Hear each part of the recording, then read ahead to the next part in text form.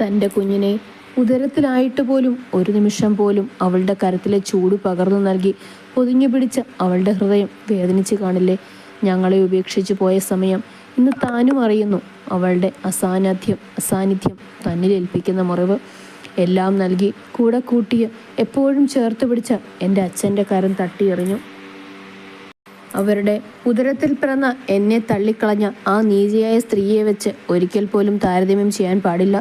ഒന്നും പ്രതീക്ഷിക്കാതെ തന്നെയും തൻ്റെ പൊന്നോമനെയും സ്നേഹിച്ച ജാൻവിയെ. ഇല്ല, ഇനി വൈകിക്കൂടാ. ഞാൻ കണ്ടുപിടിക്കും എൻ്റെ ജാൻവിയെ.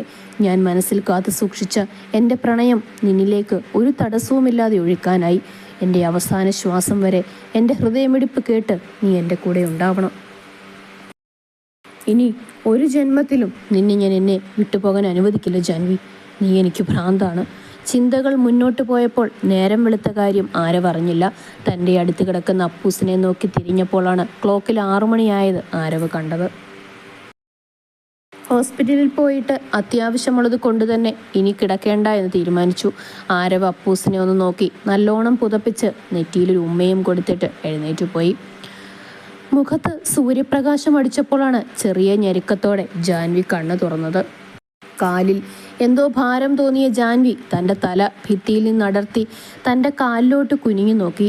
അപ്പോഴാണ് താൻ ഇന്നലെ തൻ്റെ കണ്ണനെ നോക്കാതെ ഓർമ്മകളിൽപ്പെട്ട് എപ്പോഴോ ഉറങ്ങിയെന്ന് അവൾ തിരിച്ചറിഞ്ഞത്.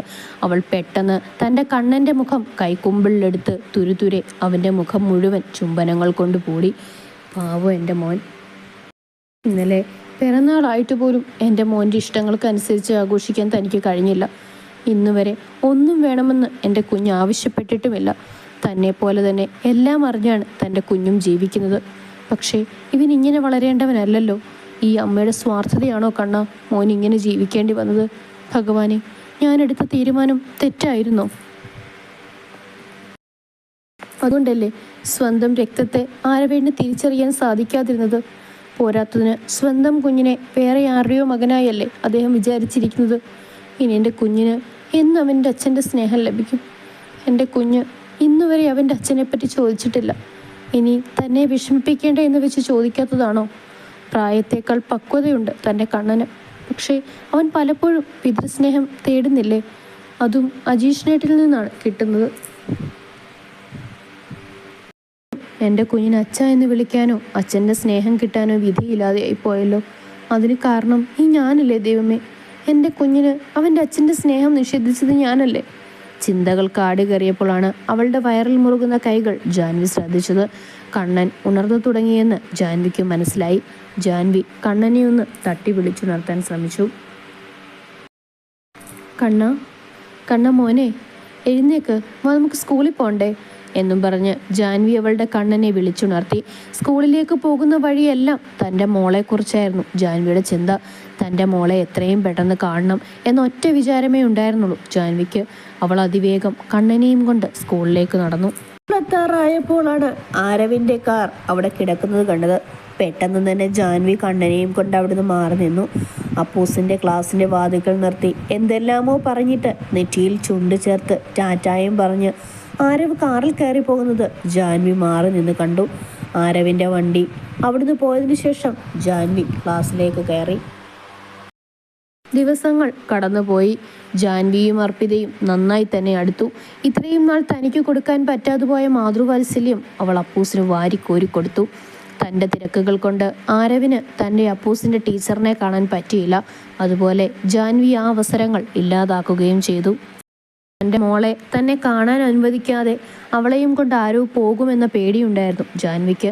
അതിനാൽ തന്നെ അവൾ കഴിവതും ആരവിന് മുന്നിൽപ്പെടാതെ രക്ഷപ്പെട്ടു. ആരവ് സിദ്ധുവിനെയും കൂട്ടി ഒഴിവ് സമയങ്ങളിൽ ജാൻവിക്ക് വേണ്ടിയുള്ള തിരച്ചിലും നടത്തി. ഓരോ തവണയും നിരാശയായിരുന്നു ഫലം. എങ്കിലും താൻ എങ്ങനെയും ജാൻവിയെ കണ്ടുപിടിക്കുമെന്ന് ഉറച്ചു വിശ്വസിച്ചു ആരവ്.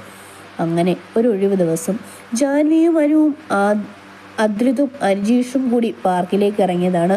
അവിടെ കണ്ണൻ പാർക്കിലെ ഊഞ്ഞാലിലിരുന്ന് ആടുകയായിരുന്നു. അവിടുന്ന് കുറച്ചു മാറി നിൽക്കുകയായിരുന്നു ജാൻവിയും അനുവും. പപ്പ, എനിക്കത് കയറണം പപ്പ എന്നും പറഞ്ഞ് അപ്പൂസ് ചിണുങ്ങാൻ തുടങ്ങി. അപ്പൂസിൻ്റെ വഴക്ക് കാരണം പാർക്കിൽ കൊണ്ടുപോയതാണ് ആരവ് അവളെ. അവിടെ ചെന്നപ്പോൾ തൊട്ട് അവിടെയുള്ള ഓരോന്നിലും കയറണമെന്ന് പറഞ്ഞ് വാശി പിടിക്കുകയാണ് അവൾ. പെട്ടിരിക്കുമ്പോഴാണ് ആരവ് തനിക്ക് ഏറെ പരിചയമുള്ളൊരു ശബ്ദം കേട്ട് തിരിഞ്ഞു നോക്കുന്നത്. ആ ശബ്ദത്തിൻ്റെ ഉടമയെ കണ്ട് ആരവിൻ്റെ കണ്ണുകൾ സന്തോഷം കൊണ്ട് വിടർന്നു. ചുണ്ടിൽ ചിരി വിരിഞ്ഞു. അറിയാതെ അവൻ്റെ വായിൽ നിന്നും പതുക്കെ ആ പേര് മൊഴിഞ്ഞു. ജാൻവി. താൻ എവിടെയെല്ലാം അവളെ തേടി നടന്നു. ഒടുവിൽ അവൾ തൻ്റെ മുൻപിൽ. ഇപ്പോഴും അവൾ തനിക്കായി സിന്ദൂരം ചാർത്തുന്നതിന് തെളിവല്ലേ അവളുടെ നെറ്റിയിലെ ആ ചുവന്ന അടയാളം. അവളിലെ മാറ്റങ്ങൾ അവൻ നോക്കിക്കാണുകയായിരുന്നു. 3 വർഷം കൊണ്ട് തൻ്റെ ജാൻവി ഒത്തിരി മാറിയിരിക്കുന്നു. കുസൃതി നിറഞ്ഞിരുന്ന ആ കണ്ണുകളിൽ ഇപ്പോൾ പഴയ കുസൃതിയില്ല, പക്വത മാത്രം. താൻ അവളെ അത്രയും വിഷമിപ്പിച്ചില്ലേ? ഇനിയൊരിക്കലും അവളുടെ കണ്ണു നിറയാൻ ഞാൻ അനുവദിക്കില്ല. പിന്നെയും ചിന്തകളിൽ മുഴുകി നിന്ന ആരവ് താൻ തേടിയതെന്തോ കണ്ട സന്തോഷത്തിൽ കണ്ണുവിടുന്നു. സന്തോഷത്തിലാഴ്ത്തി എത്രയും പെട്ടെന്ന് അവളുടെ അടുത്തെത്തണമെന്ന് ഹൃദയം പറയുന്നുണ്ടെങ്കിലും ശരീരം ചലിക്കുന്നില്ല. ആരവ് മുൻപോട്ടാഞ്ഞ് ജാൻവിയുടെ അടുക്കിലേക്ക് നടക്കാൻ പോയതും ആരുടെയോ അമ്മേ എന്നുള്ള വിളിയിൽ തിരിഞ്ഞുപോയി ഒരാൺകുട്ടിയെ എടുക്കുന്ന ജാൻവിയെയാണ് ആരവ് കണ്ടത്. ആരവിൽ നടുക്കം സൃഷ്ടിച്ചു. തൻ്റെ ജാൻവി ആ കുട്ടിയുടെ അമ്മയോ? പിന്നെ കണ്ട കാഴ്ചയിൽ തറഞ്ഞു നിൽക്കാൻ ആരവിന് ആയുള്ളൂ. ആ കുഞ്ഞിനെ പൊക്കിയെടുത്ത് ജാൻവിയുടെ അടുത്ത് നിന്ന് സംസാരിച്ച പുരുഷരൂപത്തെ കണ്ട് ആരവിന് വിശ്വസിക്കാൻ കഴിഞ്ഞില്ല. അജീഷ് അല്ലേ അത്? ആ കുട്ടി അന്ന് ബീച്ചിൽ വെച്ച് അവൻ്റെ മോനാണെന്ന് പറഞ്ഞ കുട്ടിയല്ലേ? അതെ, അത് അവൻ തന്നെയാണ്. അപ്പോൾ തൻ്റെ ജാൻവി വേറെ കല്യാണം കഴിച്ചോ? ആ ചിന്തകൾ ആരവിൻ്റെ കണ്ണുകളിൽ വിഷാദവും ദേഷ്യവും നിറച്ചു. ജാൻവി അവൾ തൻ്റെ കുഞ്ഞിനെയും തന്നെയും മറന്ന് വേറൊരാളെ വിവാഹം ചെയ്തു അല്ലേ? കുറ്റം പറഞ്ഞിട്ട് കാര്യമില്ല. താൻ തന്നെയല്ലേ തന്നെ ഉപേക്ഷിച്ചു പോകണമെന്ന് അവളോട് പറഞ്ഞത്? അങ്ങനെ ആരവിൻ്റെ ചിന്തകൾ പല വഴി അലഞ്ഞു നടന്നു. എന്തോ ഒരു ഹൃദയവേദന തന്നിലുണ്ടാകുന്നതായി ആരവിന് തോന്നി. തൻ്റെ കണ്ണുകൾ നിറഞ്ഞതും കാഴ്ച മങ്ങുന്നതും അവൻ അറിഞ്ഞില്ല. മനസ്സിൽ ഒരു കാര്യം മാത്രം, തൻ്റെ ജാൻവി ഇനി തനിക്ക് കിട്ടില്ല. അവളുടെ കഴുത്തിലെ താലിയുടെയും നെറ്റിയിൽസെ സിന്ദൂരത്തിൻ്റെ അവകാശി താനല്ല എന്നുള്ള ചിന്ത ആരവിനെ ചുട്ടു പൊള്ളിച്ചു. ഇനിയും അവിടെ പിടിച്ചു നിൽക്കാൻ കഴിയില്ല എന്ന് മനസ്സിലാക്കി കണ്ണുകൾ തുടച്ച് ആരവ് അപ്പൂസിനെയും എടുത്തുകൊണ്ടുപോയി. കളിച്ചുകൊണ്ടിരുന്ന അപ്പൂസിനെ ബലം പ്രയോഗിച്ചത് ഇഷ്ടപ്പെടാതെ അവൾ ആരവിനെ തൻ്റെ കുഞ്ഞിക്കൈ കൊണ്ട് അടിക്കുവാൻ തുടങ്ങി. അവൻ്റെ കൺമുന്നിൽ അപ്പോഴും അജീഷിനൊപ്പം ഒരാൺകുഞ്ഞിനെയും പിടിച്ചു നിന്ന് തൻ്റെ ജാൻവി മാത്രം. ആരവ്, മതി, നീ ഇത് ചാവാൻ പോവാണോ? നിന്നോടാ പറഞ്ഞത് നിർത്താൻ. ശീലമില്ലാത്ത കാര്യമൊക്കെ ചെയ്ത് എന്തിനുള്ള പുറപ്പാടാ? മദ്യം കഴിച്ചുകൊണ്ടിരുന്ന ആരവിനോട് സിദ്ധാർത്ഥ് ദേഷ്യത്തോടെ ചോദിച്ചു. അത് കേട്ടിട്ടും ഒരു മാറ്റവുമില്ലാതെ അവനെ നോക്കി ഒരു പുച്ഛച്ചിരി ചിരിച്ചുകൊണ്ട് പിന്നെയും വെള്ളം പോലും ചേർക്കാതെ മദ്യം ഒറ്റ വലിക്ക് കുടിക്കുകയാണ് ആരവ്. ഇതൊക്കെ കണ്ടിട്ട് ദേഷ്യം വന്ന സിദ്ധാർത്ഥ് ആരവിൻ്റെ കയ്യിൽ നിന്നും ഗ്ലാസ് ബലമായി പിടിച്ചു വാങ്ങി നിലത്തെറിഞ്ഞുടച്ചു. അത് കണ്ട് ആരവ് ചാടി എഴുന്നേറ്റ് സിദ്ധാർത്ഥിൻ്റെ കോളറിൽ പിടിച്ച് വലിച്ചിട്ട് അലറി ചോദിച്ചു, എന്താണ് ഭ്രാന്തായോ? നീ എന്തിനാ എൻ്റെ കയ്യിൽ നിന്ന് ഗ്ലാസ് വാങ്ങി എറിഞ്ഞുടച്ചത്? അതേടാ, എനിക്ക് ഭ്രാന്താ. നീ ഇങ്ങനെ കുടിച്ച് നശിക്കുന്നത് കേട്ടിട്ട്. എന്താണ് ഓരോ പ്രശ്നം? നീ എന്നോട് പറ. ചോദിക്കുന്നതോടൊപ്പം സിദ്ധുവിൻ്റെ തൊണ്ടയിടറി. സുഹൃത്താണെങ്കിലും സഹോദരനെ പോലെയായിരുന്നു സിദ്ധുവിന് ആരവ്. എന്നും കൂടെയുള്ള കൂട്ടായിരുന്നു സിദ്ധു ആരവിനെ ആദ്യമായി കാണുന്നത് സ്കൂളിൽ 2ാം ക്ലാസ്സിൽ പഠിക്കുമ്പോഴായിരുന്നു. ക്ലാസ്സിലെ മറ്റു കുട്ടികളോട് മിണ്ടാതെ കളിക്കാൻ പോകാതെ സ്വന്തം സീറ്റിൽ നിന്ന് അനങ്ങാതെ ഇരിക്കുന്ന ആരവിനെ സിദ്ധു ശ്രദ്ധിച്ചു. സിദ്ധു പതിയെ ഓരോന്നൊക്കെ സംസാരിച്ച് ആരവുമായി സൗഹൃദമുണ്ടാക്കി. ആദ്യമൊക്കെ ആരവ് സിദ്ധുവിനെ അവഗണിച്ചു. പിന്നെ സിദ്ധുവിനെക്കുറിച്ച് എല്ലാം അറിഞ്ഞു കഴിഞ്ഞപ്പോൾ ആരവ് സിദ്ധുവുമായിട്ട് അടുത്തു. സിദ്ധു ഒരനാഥനാണ്. അവൻ്റെ അച്ഛനും അമ്മയും ഒരു ആക്സിഡൻറ്റിൽ അവനെ വിട്ടുപോയതാണ്. അവനെ വളർത്തിയത് അവൻ്റെ അപ്പൂപ്പനും അമ്മൂമ്മയുമായിരുന്നു. സ്കൂൾ പഠനം പൂർത്തിയായപ്പോൾ പിരിയാൻ കഴിയില്ല എന്ന് മനസ്സിലാക്കിയ ആരവ് സിദ്ധുവിന് കൂടി MBBSന് സീറ്റ് വാങ്ങി. അഭിമാനിയായ സിദ്ധു ആരവിൻ്റെ സഹായം നിരസിച്ചെങ്കിലും തന്നെ അന്യനായിട്ടാണോ കാണുന്നതെന്ന ചോദ്യം അവനെ ആ സഹായം സ്വീകരിക്കാൻ നിർബന്ധിതനാക്കി. ആരവിൻ്റെ ജീവിതത്തിലെ ഓരോ തീരുമാനത്തിലും സിദ്ധു അഭിപ്രായം പറയുമായിരുന്നു. ജാൻവിയെ എഗ്രിമെന്റ് വിവാഹം ചെയ്യുന്ന കാര്യം പറഞ്ഞപ്പോഴും സിദ്ധു ആരവിനെ വഴക്കു പറഞ്ഞിരുന്നു. ഒരു പാവം പെങ്കൊച്ചിൻ്റെ ജീവിതം തകർക്കാൻ ഞാൻ കൂട്ടുനിൽക്കില്ല എന്നും പറഞ്ഞു.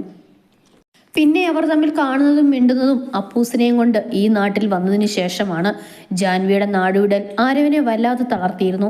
ഇനി ആ നാട്ടിൽ നിന്നാൽ അവൻ്റെ മനസ്സ് കൈവിട്ടു പോകുമെന്നായപ്പോഴാണ് സിദ്ധു ആരവിനെ ഈ നാട്ടിലേക്ക് വരാൻ പ്രേരിപ്പിച്ചത്. അങ്ങനെയാണ് ആരവ് ഈ നാട്ടിലെത്തിയത്.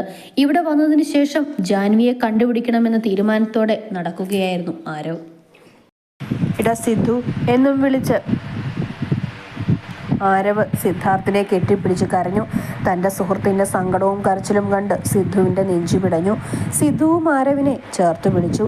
സിദ്ധുവിൻ്റെ കണ്ണും നിറഞ്ഞു തൻ്റെ കൂട്ടുകാരൻ്റെ വിഷമം കണ്ട്.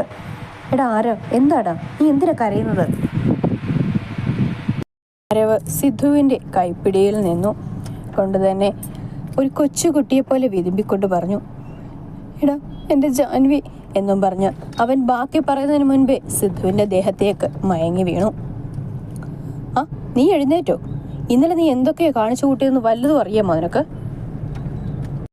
എന്തിനാടാ പുല്ലേ വെള്ളമടിച്ച് ശീലമില്ലാതെ നീ അതെല്ലാം കൂടി അടിച്ചു കയറ്റി? എന്തൊരു മോങ്ങലായിരുന്നു! നീ മയങ്ങി വീഴുന്നതിന് മുൻപ് നീ എന്നോട് എന്തോ പറയാൻ വന്നിരുന്നു. എന്താടാ ഇപ്പൊ കാര്യം പറ. കട്ടിലിൽ എഴുന്നേറ്റിരുന്നു അവൻ. തല കുനിച്ചു വെച്ച് കൈകൾ തലമുടിയിൽ കൊരുത്തു വലിക്കുന്ന ആരവിനെ നോക്കി സിദ്ധു പറഞ്ഞു. സിദ്ധുവിന്റെ വാക്കുകൾ കേട്ട് ആരവ് അവനെ തല ഉയർത്തി നോക്കി. അവന്റെ മുഖം കണ്ട് സിദ്ധുവിന്റെ നെഞ്ചു പിടഞ്ഞു. കണ്ണെല്ലാം ചുവന്ന് നിറഞ്ഞു നിൽക്കുന്നു. ഇതിനും മാത്രം എന്ത് സഹിക്കാൻ പറ്റാത്ത വേദനയാണ് തന്റെ കൂട്ടുകാരനുള്ളത്. സിദ്ധു ആരവിന്റെ അടുത്ത് ചെന്ന് അവന്റെ തോളിൽ പിടിച്ച് അവന്റെ മുഖം തന്റെ നേരെ കൊണ്ടുവന്ന് ചോദിച്ചു,